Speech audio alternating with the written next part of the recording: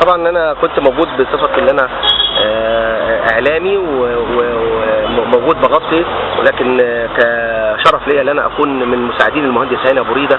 كنت موجود معاه عشان نكون بجنبه، ودي مش اول مره. انا كنت معاه في 2009 في ليجوس في نيجيريا، وكنت معاه في 2004 في تونس في انتخابات. الحقيقه كانت الجمعيه العموميه موجوده هناك في حضور كل قيادات الرياضه او كل المسؤولين، على راسهم بلاتر رئيس الاتحاد الدولي لكره القدم، وعيسى حياته رئيس الاتحاد الافريقي، وميشيل بلاتيني رئيس الاتحاد الاوروبي، وجميع رؤساء الاتحادات القارات، و54 دوله بيمثلوا منهم مصر. طبعا كان موجود الاستاذ جمال علام والاستاذ محمود الشامي والاستاذ احمد مجاهد ممثلين عن مصر، و54 دوله رئيس اتحادات، 54 رئيس اتحاد وبيمثلوا الجمعيه العموميه.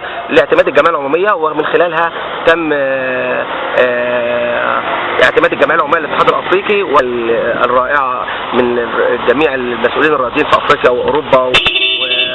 وعيسى حياته تم تهنئه عيسى حياته من بلاتر اللي استغل وجود بلاتر في اليوم ده. كان موجود وكان عيد ميلاده 77، والجمعيه العموميه احتفلت بعيد ميلاده.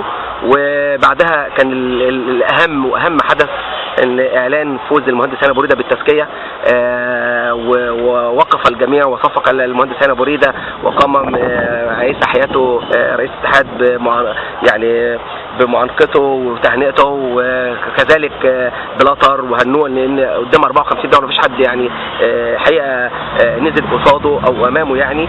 وميشيل بلاتيني برضو، كل الناس الحقيقه كانت بتهنيه، واحنا كمصريين كنا هناك موجودين، كنا فرحانين جدا بهذا الحدث، لان دي حاجه بتشرفنا كلنا كمصريين. وجود مفيش شك طبعا، احنا لما من يعني المهندس هاني ابو ريده لما بنشوف يعني وجوده في الاتحاد الدولي ده شيء عظيم جدا وبيشرفنا.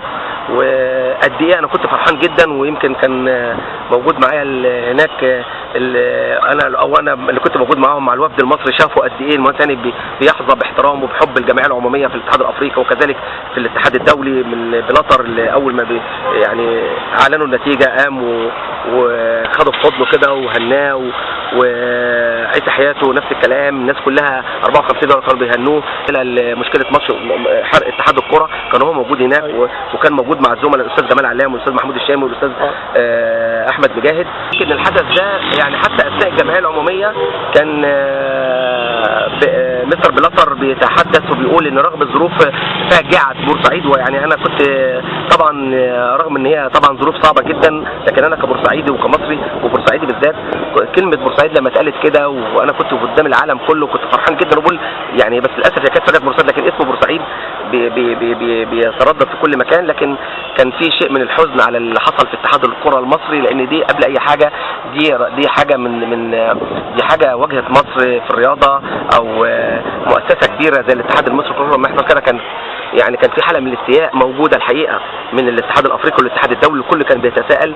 لكن الحمد لله رب العالمين المهندس هاني بحنكته قدر ان هو، عشان كان ممكن يحصل مشكله ان ماتش زيمبابوي يتنقل بره، فاتقال ان ده يعني حادث فردي من مجموعه صغيره بلطجيه بعيد عن الرياضه، وكان لازم ان هو يبقى ده كان دوره يعني يتكلم بكده.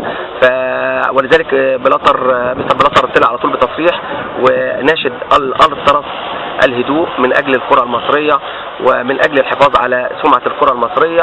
وكان في حوار مع المهندس هاني ابو ريده ومستر عيسى حياته ومستر بلاتر على اساس ان هو الامور ما فيش اي مشاكل خالص، وان شاء الله المباراه على ثقه في القوات المسلحه والشرطه ان يامنوا مباراه زيمبابوي، وباذن الله المباراه هتتلعب في مصر بعد المفاوضات والمجهود اللي بذله المهندس هاني ابو ريده.